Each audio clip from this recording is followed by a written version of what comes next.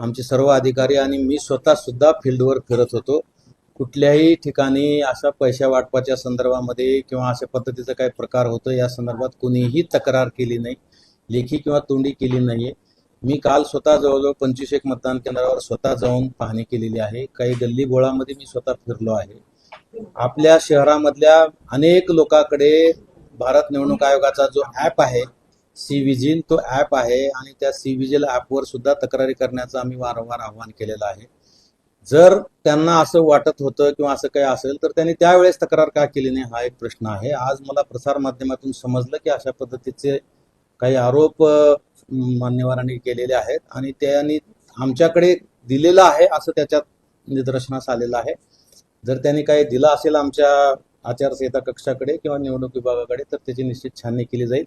परंतु मी स्पष्टपणे आपल्या निदर्शनास आणून देऊ इच्छितो की असा प्रकार कुठेही शहरामध्ये झालेला नाही आहे.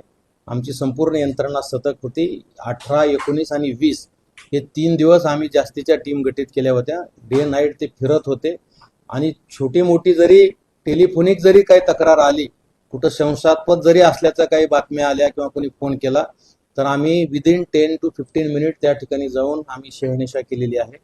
मला आपल्याला स्पष्ट सांगितलं पाहिजे, माझ्या समोरच आहे. त्या सी विजिल ॲपच्या ज्या तक्रारी आहेत या सर्व तक्रारीचा जर गोषवारा बघितला, मी आताच गोषवारा काढला होता प्रेस कॉन्फरन्ससाठी, यामध्ये सर्व तक्रारीच्या अनुषंगाने पैसे वाटपाचे पूर्ण आचारसंहितेच्या काळामध्ये फक्त 4% तक्रारी आल्या होत्या आणि त्याही तपासणीनंतर बोगस असल्याच्या आढळल्या. 61% तक्रारी ह्या पोस्टर, बॅनर, कार्यक्रम याच्या संदर्भामधल्या होत्या आणि इतर तक्रारी 19% होत्या, ज्या की मिरवणुकीला परवानगी आहे नाही आहे, पोस्टर लावलं, रस्त्यात हे केलं ते केलं संदर्भातल्या होत्या. जर इतकं पब्लिक आपला अलर्ट आहे, सोशल मीडियाच्या माध्यमातून इतर माध्यमातून तक्रार करण्याच्या सुविधा आम्ही उपलब्ध करून दिल्या होत्या. जर कुठं असा प्रकार घडत असला तर कुणीही तक्रार केली असती आणि तिची आम्ही दखल घेतली असती, परंतु असं काही झालेलं नाहीये. त्यामुळं आम्ही स्पष्टपणे आपल्या निदर्शनास आणून देतो की या सर्व शहरामध्ये आपल्या जी मतदान प्रक्रिया झालेली आहे ती अतिशय पारदर्शक झालेली आहे. कुणालाही मतदानापासून वंचित ठेवता आता कुणाचा प्रयत्न केला गेलेला नाहीये.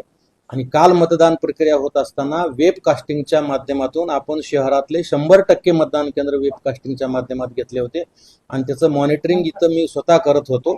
मतदान केंद्राच्या बाहेर ठिकाणी 1-2 ठिकाणी काही वाद झाले, वादावादी झाली, त्या संदर्भात पोलिसांनी तातडीनं कारवाई केलेली आहे. स्वतः पोलीस आयुक्त सर फिरत होते. बाहेर काय छोट्या मोठ्या चुटपुट घटना घडल्यात त्याच्याबद्दल आम्ही गुन्हे दाखल केलेले आहेत. पूर्ण एकंदरीत 11 गुन्हे सीपी आणि एसपी एरियामध्ये झालेले आहेत. जिथं कुठं काही असे प्रकार झाले त्याची नोंद पोलीस विभागाने सिरियसली घेतलेली आहे आणि त्यांच्यावर योग्य ती कारवाई केली जाईल. पण सर त्यांनी असं सांगितलं की मी पुरावे सादर करतो की जे पैसे वाटतायत, गोंधळ झालाय ते दाखवले आणि ते म्हणलं की तो पुरावा आहे. नाही, तो आमच्यापर्यंत काय आणखी आलेला नाहीये. जर त्यांनी दाखल केला असेल तर आम्ही त्याची शहानिशा करू. परंतु आता जेव्हा वाटप करताना त्यांच्याकडे पुरावा होता तेव्हा का दाखल केला नाही हा एक विषय आहे आणि त्या कशासाठी त्यांनी दाखल केला नाही, का दाखल केला नाही आणि आता दाखल केला त्याच्यामध्ये काय रेकॉर्डिंग आहे, नेमकं कुठलं रेकॉर्डिंग आहे.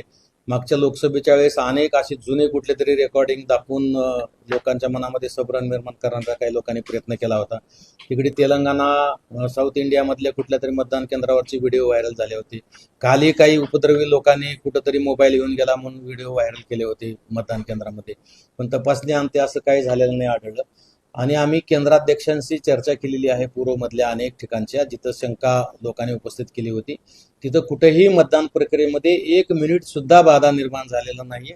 जसं सकाळी मतदान सुरू झालं त्याच शांततेत आणि त्याच पारदर्शकपणे संध्याकाळपर्यंत मतदान प्रक्रिया सुरू होती.